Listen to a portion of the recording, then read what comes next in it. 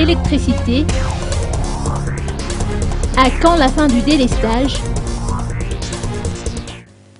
De nombreuses villes du pays sont frappées par des délestages récurrents, entraînant le grogne des populations les plus touchées.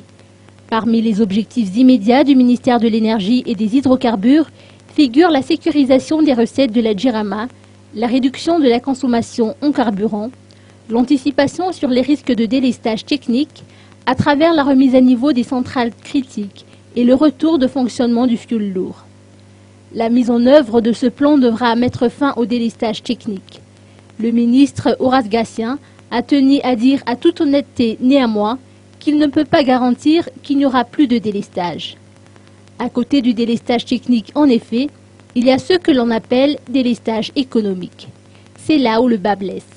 Faut-il rappeler que le coût de production d'un kilowattheure est de 664 ariary, sachant que la JIRAMA vend le kilowattheure à 372 ariary. Autrement dit, la JIRAMA vend à perte une perte de 292 ariary par kilowattheure. C'est là tout l'intérêt des subventions octroyées par l'État. Les difficultés financières de la JIRAMA la conduisent à rationner le carburant à utiliser, ce qui est à l'origine du délestage.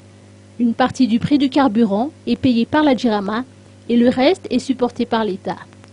Actuellement, l'État n'honore plus que 50% des demandes de la JIRAMA.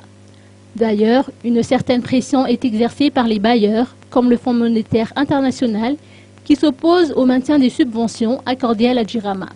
Si des plans ont été mis en œuvre pour pallier au délestage technique, nous ne sommes pas encore sortis de l'auberge en ce qui concerne le délestage économique.